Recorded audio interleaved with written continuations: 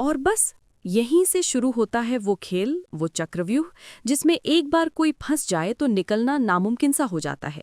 एक तरफ है विश्वास की वो मजबूत डोर जिसे बनाने में 25 साल लगे, और दूसरी तरफ है धोखे की वो एक चिंगारी जो उस डोर को पल भर में जलाकर राख कर सकती है। क्या एक लम्हे की कमजोरी, सिर्फ एक गलतफहमी, प्यार और समर्पण की उस ऐतिहासिक दास्तां को खत्म कर देगी जिसका नाम है मिहिर और तुलसी?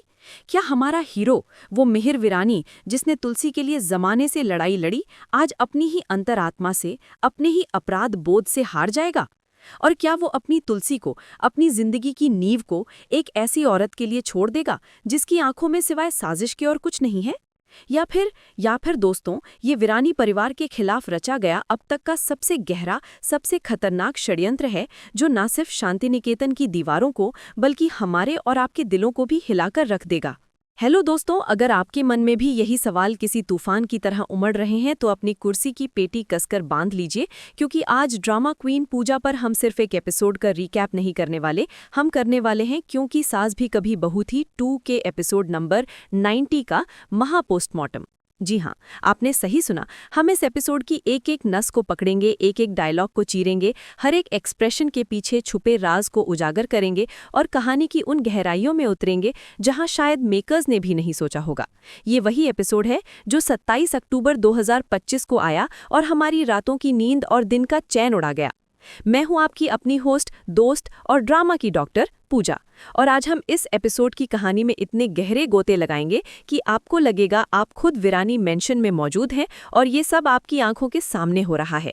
तो तैयार हो जाइए, क्योंकि ये सिर्फ एक कहानी नहीं, ये एक इमोशनल रोलर कोस्टर है, एक पूरा का पूरा ड्रामा फेस्टिवल है। यहाँ आपको तुलसी का सागर जैसा संयम देखने को मिलेगा, नॉयना का नागिन जैसा जहर, हेमंत का एक बड़े भाई वाला धर्म और गुस्सा, मिहिर की दिल चीर देने वाली बेबसी और बहुत बहुत कुछ।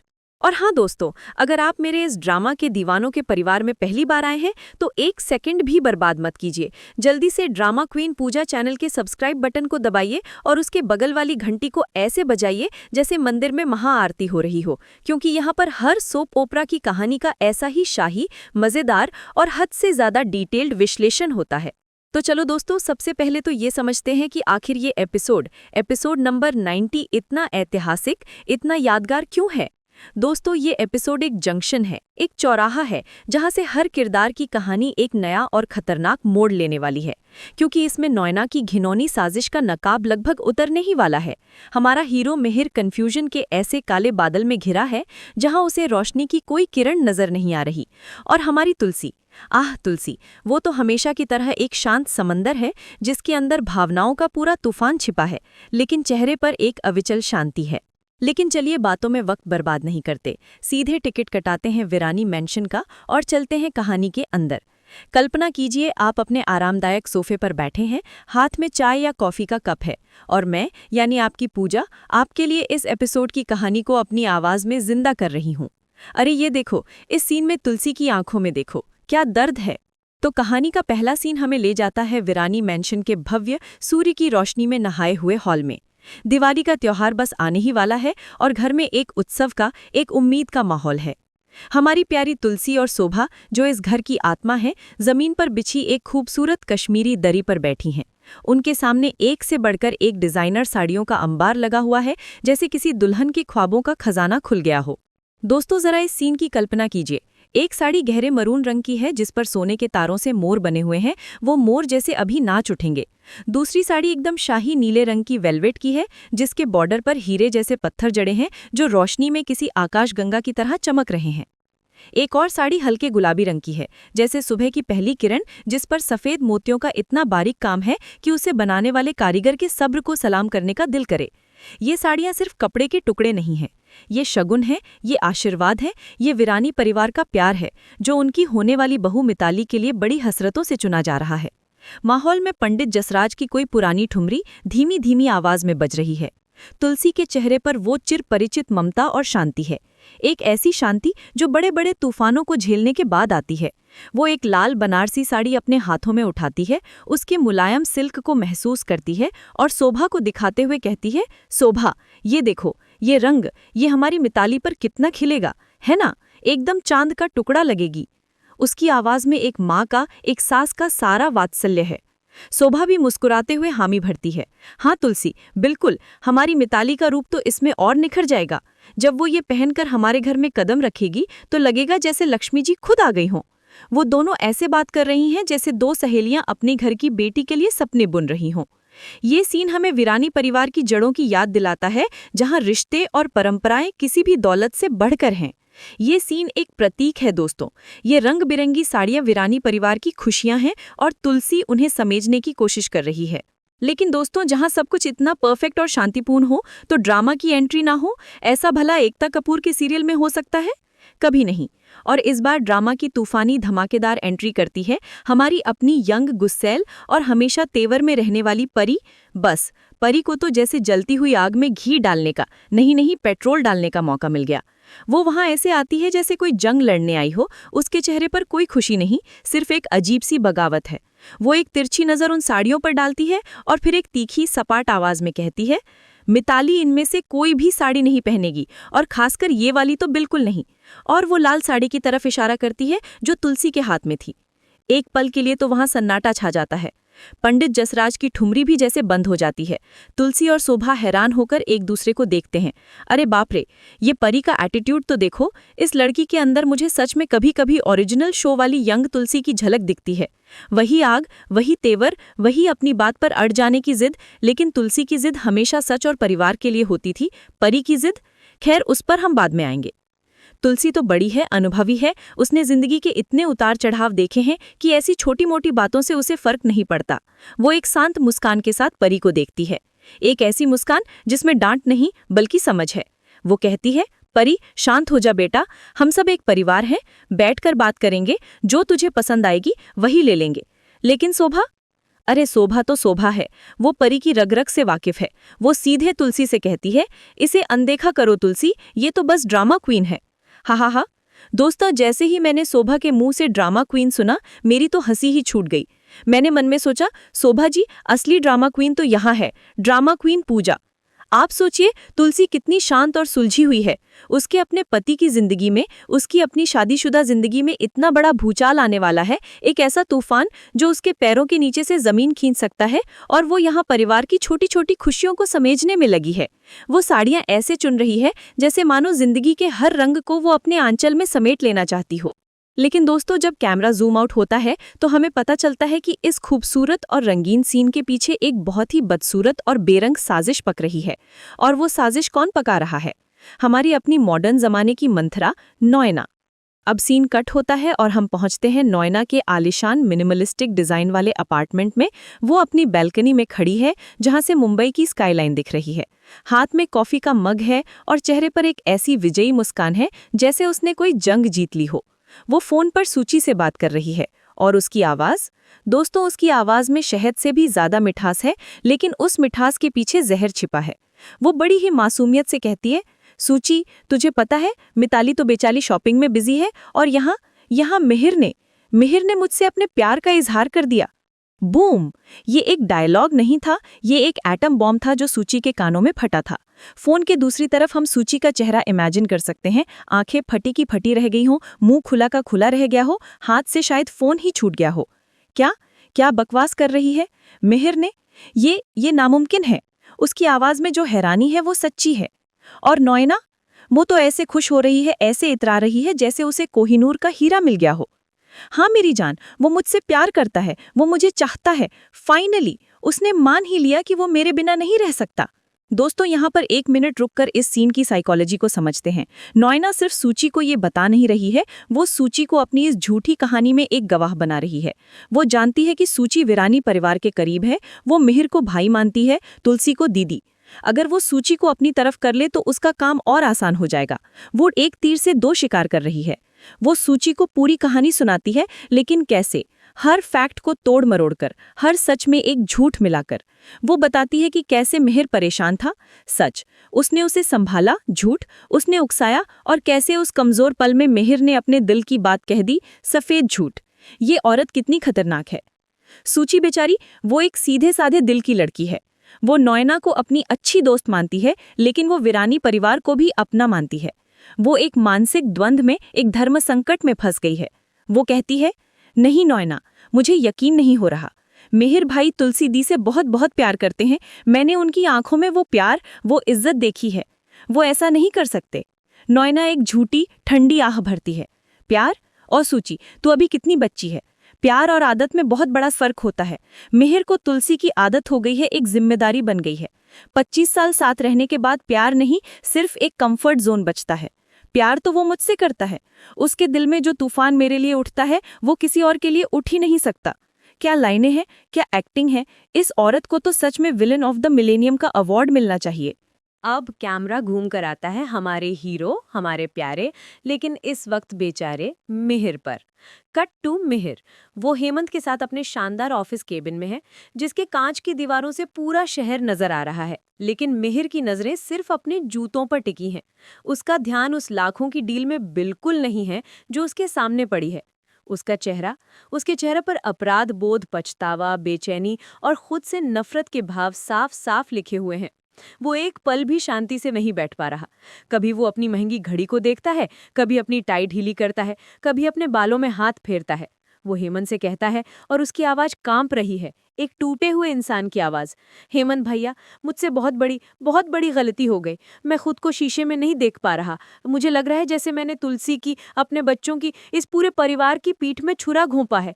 मुझे तुलसी को सब सच बताना ही होगा, वरना ये बोझ मुझे अंदर ही अंदर खा जाएगा। मैं मर जाऊंगा भैया। हेमंत, जो हमेशा की तरह एक समझदार और सहारा देने वाला बड़ा भाई है, उसे शांत करने की कोशिश करता है। मिहिर, शांत हो जा, पहले पूरी बात तो समझ, हुआ क्या था। लेकिन मिहिर कहाँ सुनने वाला है। वो एक बच्चे की तरह जिद पर अड़ गया है। वो तुरंत अपना लेटेस्ट आईफोन उठाता है और तुलसी का नंबर डायल करता है। रिंग रिंग रिंग, लेकिन फोन नहीं उठता।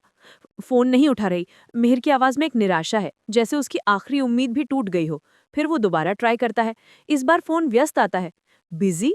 किससे बात कर रही होगी इस वक्त? उसके सवाल में शक नहीं, बल्कि एक अजीब सी जलन है कि जिस वक्त उसे तुलसी की सबसे ज्यादा जरूरत है, वो किसी और से बात करने में व्यस्त है। अरे मिहिर, मेरे भाई, तू तो सच में किस्मत का मारा है। ओरिजिनल शो याद है दोस्तों? जब भी मिहिर को तुलसी को कोई बहुत जरूरी बात बतानी होती थी, या तो उसका एक्सीडेंट हो जाता था, या वो अपनी याददाश्त खो बैठता था, या उसका फोन गंगा में गिर जाता था।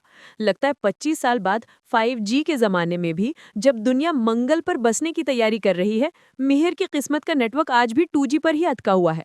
हेमंत उसके कंधे पर हाथ रखता है। शांत हो जा भाई, घर पर होगी, बच्चों से या माँ से बात कर रही होगी। तू इतनी चिंता मत कर, थोड़ी देर बात कर लेना, सब ठीक हो जाएगा। लेकिन मिहिर, वो तो एक ऐसे तूफान में फंसा है जिसे उसने खुद ही दावत दी है। अब सीन वापस नोइना और सूची पर आता है। नोइना अब सूची को पूरी तरह से अपनी झूठी दुनिया में खींचने के लिए अपना आखिरी दांव चलती है। वो उसे इमोशनली मैनिपुलेट करने की हदें पार कर देती है। सुची, तू मेरी सबसे अच्छी दोस्त है ना, तू तो समझ मेरी हालत। मिहिर को मेरी जरूरत है। वो एक ऐसी शादी में घुट रहा है जहां प्यार नहीं, सिर्फ जिम्मेदारियां बची हैं। वो मेरे साथ खुलकर सांस ले पाता है। वो सच में मुझसे प्यार करता है। सूची अब भी मानने को तैयार नहीं। नहीं, ये नामुमकिन है। मैं मिहिर भाई को बचपन से जानती हूँ। नोइना अब अपना ब्रह्मास्त्र चलाती है। वो कहती है, और उसकी आवाज में एक अजीब सी बेशर्मी है, तू देख लेना, अगर उस दिन हेमंत भैया उस कमरे में अचानक ना आ गए होते तो हम। वो अपनी बात जानबूझकर अधूरी छोड़ देती है, लेकिन उसका इशारा इतना गंदा और घिनौना था कि सूची का चेहरा शर्म और गुस्से से लाल हो जाता है। अरे यार नोइना, तू तो किसी वैम्प से भी 4 कदम आगे है। सूची को अब बर्दाश्त नहीं होता। बस कर नोइना, तू अपनी हदें पार कर रही है। और इसी गहमा गहमी के बीच मिहिर अपने ऑफिस में बेचैन होकर फिर से तुलसी को कॉल करता है। फोन अभी भी व्यस्त है, और दूसरी तरफ तुलसी भी घर पर काम निपटाकर सोचती है कि मिहिर को कॉल करूं, और उसे मिहिर का फोन व्यस्त मिलता है। ये क्या चल रहा है भाई? ये कोई मिसकम्युनिकेशन का गेम चल रहा है क्या? या फिर ये ऊपर वाले का, स्क्रिप्ट राइटर का ये इशारा है कि अभी सच सामने आने का सही वक्त नहीं आया है, क्योंकि ड्रामा अभी और बाकी है मेरे दोस्त। अब कहानी का फोकस उस चमक दमक वाले वीरानी मैंशन से हटकर मुंबई की एक साधारण भीड़ भाड़ वाली चौल पर आता है। अंगद, हमारा वो बेचारा आशिक, जिसकी प्रेम कहानी शुरू होने से पहले ही खत्म होती दिख रही है, वृंदा को उसके घर तक छोड़ने आया है। माहौल में एक अजीब सी खामोशी है, एक टेंशन है जो शब्दों से नहीं बल्कि उनकी चुप्पी से महसूस हो रही है। वृंदा के हाथ से उसका कुछ सामान गिर जाता है। अंगद फौरन नीचे झुककर उसे उठाने में मदद करता है। दोनों के हाथ एक पल के लिए एक दूसरे को छूते हैं, और जैसे एक 440 वोल्ट का करंट सा दौड़ जाता है। दोनों झिझक कर अपने हाथ पीछे खींच लेते हैं। वृंदा की नजरें झुकी हुई हैं। थैंक यू अंगद, अब तुम जाओ। उसकी आवाज में एक हिचकिचाहट है, एक डर है। लेकिन अंगद, वो तो सच्चा जेंटलमैन है, एक सच्चा आशिक। नहीं, मैं तब तक नहीं जाऊंगा जब तक तुम सुरक्षित अपने घर के दरवाजे के अंदर नहीं चली जाती। अरे वाह अंगद, दिल जीत लिया यार तूने।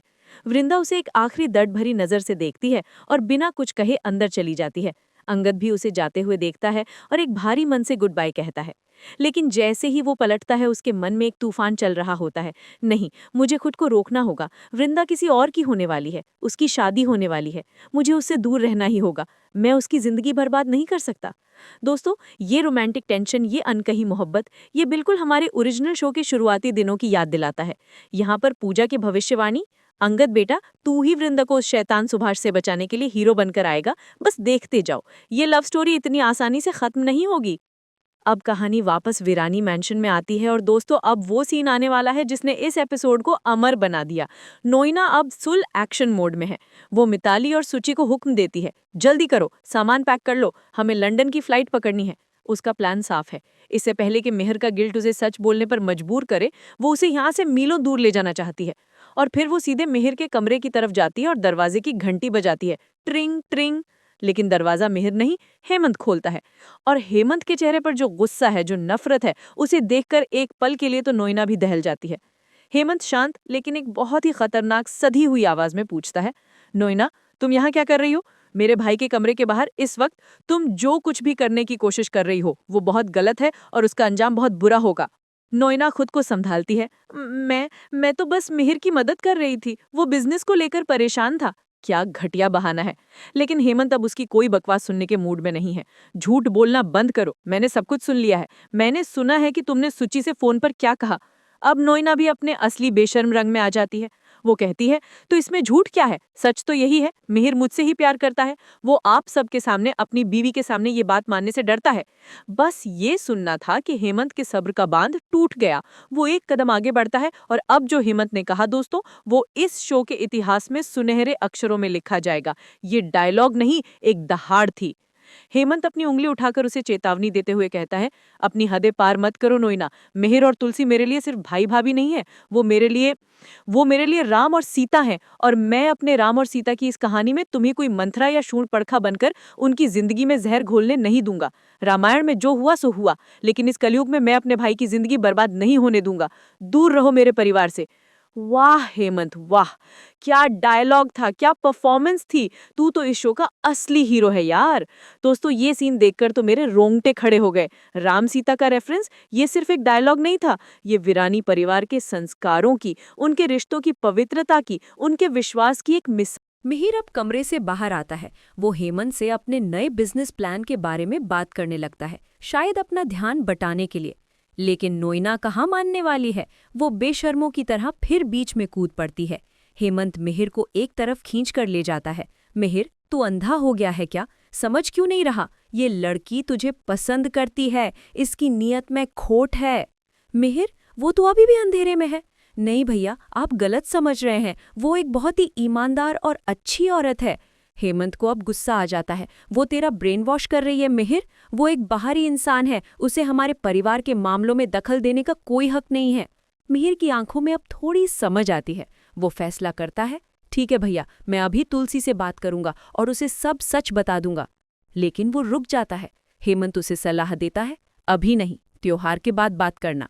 और दोस्तों, जब ये सारी बातें हो रही थीं तो एक इंसान चुपचाप दरवाजे के पीछे खड़ा सब कुछ सुन रहा था, और वो थी सुची।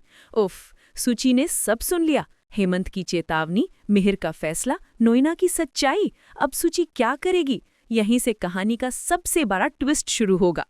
अब कहानी का रुख फिर से वृंदा की तरफ मुड़ता है। बेचारी वृंदा अपनी चौल में जमीन पर बैठकर बहुत ही खूबसूरत सी रंगोली बना रही है। लेकिन तभी वहां उसका मंगेतर, वो विलन सुभाष आता है। वो वहां आता है और जानबूझकर अपना पैर उसकी बनाई हुई रंगोली पर रख देता है। पूरी रंगोली बर्बाद हो जाती है। तू अभी भी उस अंगद से मिल रही है ना? वो चिल्लाता है और वृंदा का हाथ पकड़कर उसे खींचता है। तभी वहां पर उनका दोस्त रॉनी आ जाता है और उसे रोकता है। ये सीन हमें दिखाता है कि वृंदा की जिंदगी कितनी मुश्किलों से भरी है। और अब दोस्तों आता है इस एपिसोड का क्लाइमैक्स सीन, एयरपोर्ट। नोइना, सुची और मिताली फ्लाइट में बैठ चुके हैं। सुची जानबूझकर मिताली से अपनी सीट बदल लेती है ताकि वो नोइना के बगल में बैठ सके। जैसे ही प्लेन उड़ान भरता है, सुची नोइना से कहती है, मैंने सब सुन लिया है नोइना, मिहिर भाई तुलसी दी को सब सच बताने वाले हैं। एक पल के लिए तो नोइना को झटका लगता है, लेकिन फिर उसके शैतानी दिमाग में एक नया प्लान आता है। उसके चेहरे पर एक कुटिल मुस्कान आती है। वो कहती है, तो क्या हुआ, तुलसी एक स्मार्ट औरत है। जैसे ही उसे पता चलेगा कि उसके पति का किसी और के साथ अफेयर था, वो उसे छोड़कर चली जाएगी। और यही तो मैं चाहती हूँ। मैं तो मिहिर को एक बुरी और बिना प्यार की शादी से बचा रही हूँ। सूची हैरान रह जाती है। नहीं, तुम ऐसा नहीं कर सकती। नोइना कहती है, क्यों नहीं कर सकती? तुलसी के पास पूरा वीरानी परिवार है, वो सरवाइव कर लेगी। लेकिन मिहिर अकेला पड़ जाएगा, और तब मैं उसके साथ रहूंगी। और फिर वो अपना आखिरी पत्ता फेंकती है। वो कहती है, मिहिर बताएगा, उससे पहले मैं खुद तुलसी को सब सच बता दूंगी, अपने तरीके से। और दोस्तों, यहीं पर एपिसोड खत्म हो जाता है। प्री कैप में दिखाया जाता है कि मिहिर तुलसी को सच बताने के लिए उसके पास जा रहा है, लेकिन नोइना उससे पहले वहां पहुंच जाती है और तुलसी का हाथ पकड़ लेती है। तुलसी, मुझे तुमसे मिहिर के बारे में कुछ बात करनी है। ओ माय गॉड, क्या एंडिंग थी, क्या क्लिफहैंगर था। अब क्या होगा? क्या नोइना तुलसी को सब बता देगी? क्या तुलसी मिहिर पर विश्वास करेगी, या ये नोइना का कोई नया जाल है? दोस्तों, एपिसोड तो खत्म हो गया, लेकिन हमारा डिस्कशन तो अभी शुरू हुआ है। मेरी भविष्यवाणी लिख के ले लो दोस्तों। अगले एपिसोड में, यानी एपिसोड 91 में, नोइना तुलसी को सच बताने की कोशिश करेगी, लेकिन तुलसी उसकी बातों पर यकीन नहीं करेगी। तुलसी अपने मिहिर को जानती है। वो नोइना को उल्टा ऐसा जवाब देगी कि उसकी बोलती बंद हो जाएगी। और मुझे ये भी लगता है कि सुची एंड मौके पर पहुंचकर सारा सच उगल देगी।